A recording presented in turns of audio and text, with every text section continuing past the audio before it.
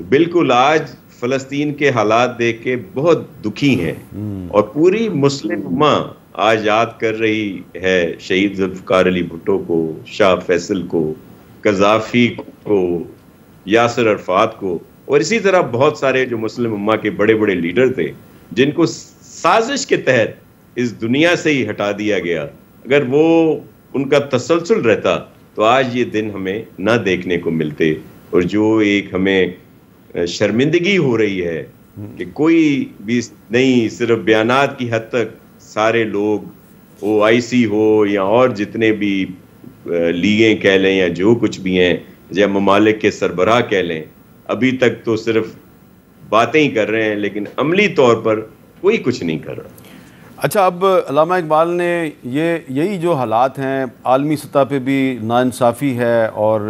پاکستان میں بھی بہت سے لوگ جو ہیں وہ ناانصافی کی شکایت کرتے، تو علامہ اقبال نے یہ کہا تھا کہ یہ علم، یہ حکمت، یہ تدبر، یہ حکومت، پیتے ہیں لہو دیتے ہیں تعلیم مساوات۔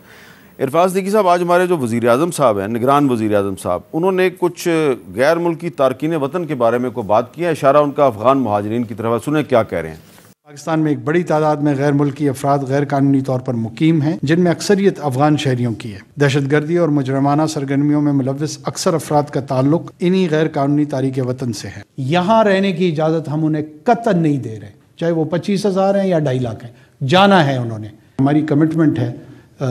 کہ کچھ بھی ہو جائے اس پالیسی سے اب انشاءاللہ واپسی ممکن نہیں ہے۔ اچھا، یہ اب بھول گئے ہیں شاید کہ یہ نگران وزیر اعظم ہے، تو کیونکہ اقبال ڈے ہے اس کے حوالے سے ہم یہ بات کریں کہ علامہ اقبال جو ہیں وہ افغانستان کو ایشیا کا دل کہتے تھے، اور ان کا یہ خیال تھا کہ اگر افغانستان میں خرابی ہے تو ایشیا کے دل میں خرابی ہے، اور اگر دل جو ہے وہ بیماری کا شکار ہو جائے تو پورا جو وجود ہے آپ کا وہ بیماری کا شکار ہو سکتا ہے۔ اور ان کی شاعری میں بھی بہت ذکر ہے افغانوں کا، قبائل ہو ملت کی وحدت میں گم، کہ ہو نام افغانیوں کا بلند، محبت مجھے ان جوانوں سے ہے، ستاروں پہ جو ڈالتے ہیں کمند۔ تو عرفان صدیقی صاحب، جو پاکستان میں اللیگل طریقے سے رہ رہے ہیں یا پاکستان میں وہ غیر قانونی سرگرمیوں میں ملوث ہیں یا دہشت گردی میں ملوث ہیں، ان کی تو ہم حمایت نہیں کرتے، لیکن یہ 40-45 سال سے جو لوگ یہاں پہ بیٹھے ہیں، ان کو ہم صرف کہہ رہے ہیں 1 مہینے میں تم یہاں سے واپس چلے جاؤ، یہ کوئی مناسب پالیسی ہے؟ میر صاحب، آپ نے خود اشارہ کیا ہے، میں آپ کی تائید کروں گا کہ جو عبوری یا نگران حکومت ہوتی ہے اس کا وظیفہ یا اس کے فرائض، اس کی ذمہ داریاں آئین بڑا واضح طور پہ متعین کر دیتا ہے، اور آئین کے اندر جو لفظ لکھا ہوا ہے وہ ہے to assist the election commission, یعنی نگران حکومت جو ہوتی ہے وہ اسسٹ کرنے کے لیے ہے، یہ اپر ہینڈ ہے الیکشن کمیشن کا، اس کے ماتحت رہتے ہوئے اس کے فرائض کی بجا آوری میں اس کی مدد کرے گی۔ یہ جو فیصلہ ہے یہ مجھے اچھی طرح یاد ہے، میاں نواز شریف صاحب کے دور میں 2014 میں یہ معاملہ آیا تھا، میں اس میٹنگ کا حصہ تھا، اور یہ معاملہ بڑی شدت سے اٹھا تھا جی کہ ان کو واپس بھیجا جائے وہ، اور پھر آپ کو یاد ہے کہ ٹائم لیمٹ جی دیں، 3 مہینے دیں، 6 مہینے دیں۔ تو نواز شریف صاحب نے کہا تھا جی کہ ان کو جو لوگ آئے ہیں، برسوں پہلے آئے ہیں، یہاں ان کے بچے پیدا ہوئے ہیں، وہ بچے بھی اب بڑے ہو گئے ہیں، ان کی بھی شادیاں ہو گئی ہیں، کیا وہ ابھی تک افغانی ہی ہیں؟ وہ پاکستانی نہیں ہو گئے؟ یہ الفاظ تھے میاں صاحب کے۔ لہٰذا انہوں نے کہا تھا کہ آپ نے جو برسوں اگر کوئی احسان بھی کیا ہے مسلمان ہونے کے ناطے تو اسے یکلخت مٹی میں نہ ملائیں، اس کے لیے کوئی پالیسی وضع کریں۔ تو میں سمجھتا ہوں کہ یہ ان کے فرائض میں نہیں تھا، یہ ایک بہت ٹیڑھا مسئلہ ہے۔ صرف ہر جس کے ماتھے پہ افغانی لکھا ہے وہ اللیگل نہیں ہے، کسی کے پاس ڈاکومنٹ ہیں، بعض ڈاکومنٹ نہیں بھی رکھتے، ہم بھی اپنے سندات کے حوالے سے کتنے غیر محتاط ہوتے ہیں، کوئی کاغذ ضرورت ہوتا ہے ملتا ہی نہیں ہے، تو وہ چھوٹے گھروں میں یا خیموں میں یا بستیوں میں یا کچے پکے گھروں میں رہنے والے لوگ کہاں اپنے کاغذ سنبھالتے پھریں گے؟ تو اول تو یہ ذمہ داری انہیں لینی نہیں چاہیے تھی حکومت کا۔ اگر وہ 25-30 سال سے یہاں رہ رہے ہیں یا اس سے بھی پہلے سے رہ رہے ہیں تو 2 مہینے اور رہ لیتے، آنے والی حکومت کو ایک پالیسی وضع کرتی۔ اور اب بہت سے لوگ ایسے ہیں جو دہشت گردی کی اس نئی لہر کے ڈانڈے بھی ہماری اس پالیسی سے ملاتے ہیں کہ جی ہم نے اچانک ایک ایسا کام شروع کر دیا جس کے نتائج میں ہمیں یہ چیزیں بھگتنا پڑ رہی ہیں یا نہیں ہیں، لیکن ملائے جا رہے ہیں۔ اسی کے ساتھ ایک جڑا ہوا مسئلہ ہے یعنی پالیسیوں کا تضاد دیکھیں. ولید اقبال صاحب بیٹھے ہیں, ان کی حکومت کے عہد میں کوئی 50-60 ہزار افراد, جب طالبان کی حکومت وہاں قائم ہوتی ہے تو ہم وہاں سے واپس لیتے ہیں کہ جی یہ پاکستانی ہونے کے ناطے. اور خود عمران خان صاحب کی سٹیٹمنٹ مجھے ابھی تک یاد ہے, انہوں نے کہا تھا جی کہ ان میں 5-6 ہزار وہ بھی ہیں جن کا TTP سے تعلق رہا ہے, لیکن انہیں ہم اپنے سوسائٹی کے اندر اب ضم کرنا چاہتے. وہ 5,000 کون تھے, کہاں ہیں, کیا کر رہے ہیں, کچھ پتہ نہیں ہے. تو یہ جو پالیسیوں کا تضاد ہوتا ہے کہ ایک الیکٹڈ گورنمنٹ کوئی پالیسی اختیار کرتی ہے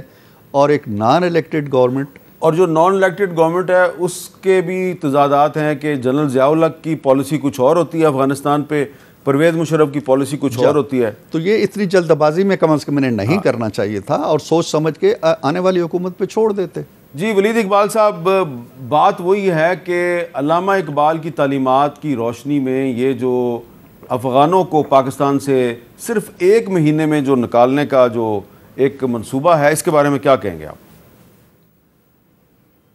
ہاں جی, اول تو میں تھوڑا سا اضافہ کرنا چاہوں گا جو آپ نے ایک علامہ کے شعر کا بھی ذکر کیا, اور بالکل آپ نے درست فرمایا کہ ہارٹ آف ایشیا انہوں نے افغانستان کو ہی کہا, اور اگر وہ ہارٹ کسی عارضے کا شکار ہو تو پورا کا پورا ایشیا اس سے متاثر ہوتا ہے. اس کے علاوہ بھی علامہ اقبال 1932 یا 33 میں نادر شاہ کی دعوت پہ وہاں گئے بھی تھے, سید سلیمان ندوی صاحب کے ساتھ اور سر روس مسعود صاحب کے ساتھ. اور شاید آپ ہی نے مجھے ذکر کیا تھا جب میرے والد کی وفات پہ آپ تعزیت کرنے آئے تھے کہ علامہ نے وہاں پہ حضرت داتا گنج بخش علی حجویری رحمۃ اللہ علیہ کے والد محترم کی قبر کی زیارت کی تھی جو وہاں جی حضرت عثمان حجویری رحمۃ اللہ علیہ. تو آپ بھی افغانستان گئے تو آپ نے بھی وہ میں نے ہاتھ میں آپ کے والد صاحب کی جو کتاب ہے زندہ روح وہ پکڑی ہوئی تھی, اور اس میں جو انہوں نے علامہ اقبال کے سفر افغانستان کی تفصیلات بیان کی تھی میں انہی کو فالو کر رہا تھا. اور جو حضرت علی حجویری صاحب کے والد ہیں ان کا نام تھا عثمان حجویری, تو ان کی جو وہاں پہ ان کا بھی ایک مزار ہے باقاعدہ, اور غزنی میں یہ حکیم سنائی کا مزار جو ہے وہاں پہ بھی علامہ اقبال گئے تھے, وہ پرانے قبرستان میں ہے, اور جو عثمان حجویری صاحب ہیں ان کا مزار جو ہے وہ ایک اور قبرستان ہے وہاں پہ ہے. اور حجویر دراصل غزنی کا ایک محلہ ہے, تو اس محلے کے حوالے سے ان کو حجویری کہا جاتا ہے. اور یہ بھی ہمیں یاد رکھنا چاہیے کہ افغانستان سے حضرت داتا علی حجویری بھی افغانستان سے ہی آئے تھے. بالکل صحیح ہے جی, تھینک یو ویری مچ جی. اور آئی تھنک آپ کے ناظرین کے لیے بھی یہ بڑا علامہ کے توسط سے یہ نالج میں سب کا اضافہ ہو رہا ہے. میں بھی عرض کر دوں کہ علامہ کے مزار کے اندر جو سنگ مرمر ہے سفید, وہ نادر شاہ جو افغانستان کے اس وقت کے بادشاہ تھے ان کی طرف سے تحفہ ہے. اور وہ مزار جو ہے علامہ کا وہ 1,25,000 روپے میں بنا تھا, اور اس میں 1 پیسہ بھی کسی سرکاری فنڈ کا نہیں تھا. علامہ کے مداح جو تھے ان کے ڈیووٹیز نے وہ چندہ اکٹھا کر کے علامہ کا وہ مزار کھڑا کیا تھا جو آپ دیکھتے ہیں لاہور میں. تو علامہ کا ظاہر ہے بہت گہرا تعلق افغانستان سے, ان کا دل افغانیوں کے دل کے ساتھ دھڑکتا تھا. میں نگراں وزیر اعظم کی سائڈ نہیں لینا چاہتا, لیکن میں ایک بات ضرور کہنا چاہتا ہوں کہ علامہ کی وفات کے کچھ 7-8 سال بعد اقوام متحدہ اور دوسرے جنگ عظیم کے ختم ہونے کے بعد یہ جو ماڈرن تصور آیا ہے نیشن سٹیٹ کا,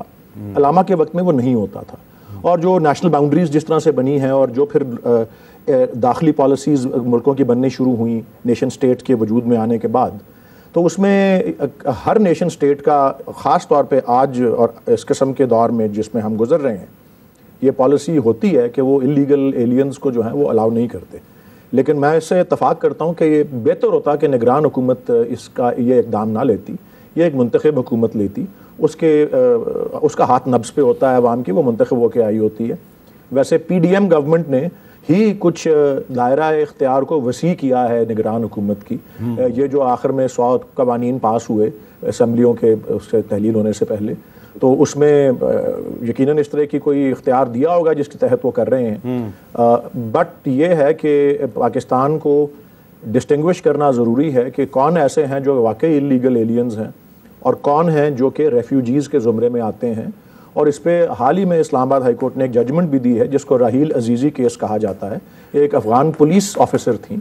جو کہ انلیگلی جنہوں نے بارڈر کراس کیا, تو ان کو جیل میں بھی اڈیالہ جیل میں بھیج دیا گیا, کیس چلا ان پہ.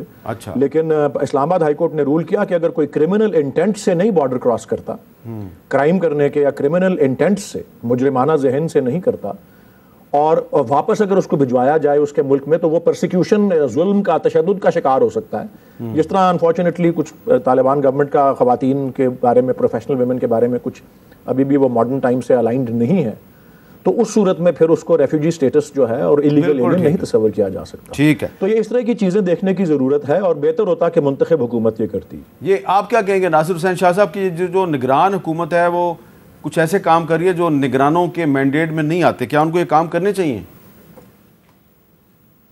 دیکھیں بہت سارے تو ایسے کام ہیں جو ان کو نہیں کرنے چاہیے، لیکن دیکھیں یہ خرافات جنرل ضیاء کے زمانے میں ہوئی، دوسرے ملکوں میں بھی تو گئے ہیں، اسلامی ممالک میں بھی ریفیوجیز گئے تھے، لیکن ان کو جو لمیٹڈ جگہ ہوتی ہے وہاں رکھا جاتا ہے اور ان کا خیال رکھا جاتا ہے